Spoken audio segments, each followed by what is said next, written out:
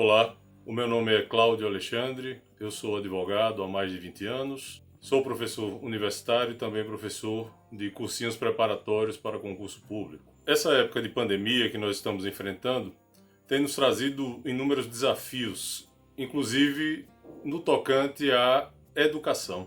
Antes, o que parecia ser algo ainda de um futuro muito distante passou a ser uma realidade para muitas pessoas em nosso país, que é o chamado ensino online ou o ensino à distância ou qualquer outro meio tecnológico que permita que as aulas sejam ministradas sem que haja a presença física e sem que haja essa interação física entre o professor e o aluno. A internet é o meio mais eficaz para que esse tipo de interação possa acontecer.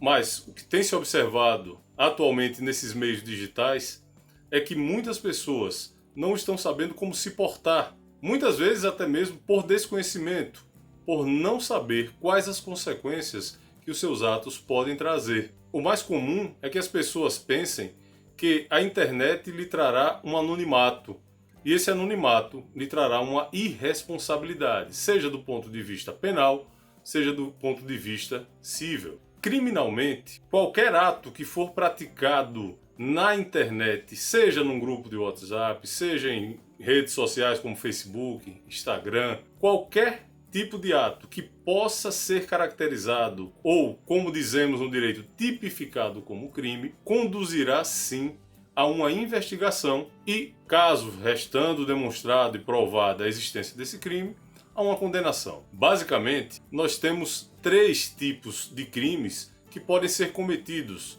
Não estou dizendo que são os únicos, mas são aqueles que mais comumente ocorrem. Esses crimes são denominados de crimes contra a honra e são crimes que não nasceram agora com a internet, mas que a internet se mostra um meio bastante eficaz para a prática desses crimes. O primeiro crime que nós temos é o chamado crime de calúnia.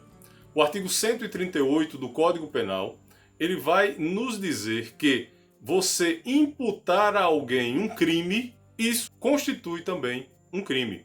É o chamado crime de calúnia. Então, a partir do momento que você diz, olha, o professor está assediando um aluno, o professor subtraiu algo da secretaria, ou ainda, o professor agrediu verbal ou fisicamente determinado aluno, ao fazer isso, você está cometendo o chamado crime de calúnia. A pena prevista para esse crime é de detenção de 6 meses a 2 anos, além do pagamento de multa. O segundo crime que nós temos é o chamado crime de difamação, que está previsto no artigo 139 do Código Penal. A difamação é o que comumente nós chamamos de fofoca. É você apresentar um fato que pode até ser verdadeiro, porém, esse fato imputado a determinada pessoa, ela vai gerar um abalo em sua reputação. Então, quando você diz, por exemplo, que o professor foi visto numa boate, que o professor é homossexual, ou ainda que o professor está tendo um caso com uma outra professora casada, tudo isso irá constituir o chamado crime de difamação. Então, ao contrário da calúnia, onde você está imputando a alguém um fato criminoso, aqui você está imputando a alguém um fato que irá desabonar a sua reputação. A pena prevista para esse crime é de detenção de 3 meses a 1 ano, além da multa. Já a injúria, que está prevista no artigo 140 do Código Penal, é quando você imputa a alguém algo desonroso, algo que ofende a dignidade daquela pessoa. Diferentemente da difamação, onde você espalha um determinado fato não criminoso, né, lembrando sempre, aqui na injúria você está atacando a pessoa. Na injúria é necessário que isso seja dirigido a uma pessoa. Então, por exemplo, quando você diz o professor é um canalha, a professora é desonesta, quando você diz isso, você está imputando um fato desonroso, está ferindo a dignidade da pessoa. Presta atenção, no caso da injúria, não precisa que outras pessoas venham saber. Por isso que eu disse, a difamação, ela mais parece uma fofoca, porque você está falando para várias pessoas. Já a injúria não. A injúria, basta que você se dirija ao ofendido para cometer esse crime. Todos esses crimes, eles podem ser cometidos de várias maneiras. Eles podem ser cometidos através de escritos, pode ser através da palavra falada, pode ser através de uma conversa telefônica, pode ser através de um áudio, através de um aplicativo, seja ele o WhatsApp, seja ele o Telegram, pouco importa. Esses crimes podem ser cometidos por qualquer dessas formas.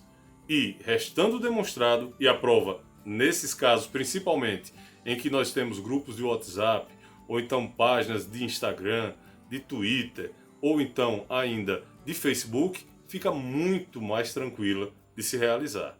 É importante salientar que aqueles que têm menos de 18 anos, apesar de não cometer o crime com essa nomenclatura, ele estará cometendo o que nós denominamos de ato infracional. Esse ato infracional pode acarretar, a depender da gravidade do ato, até mesmo a internação em instituições para menores. É basicamente como se fosse uma prisão. Além da punição quanto à liberdade daquele que comete esse tipo de crime, ainda é possível a sua responsabilização no âmbito civil.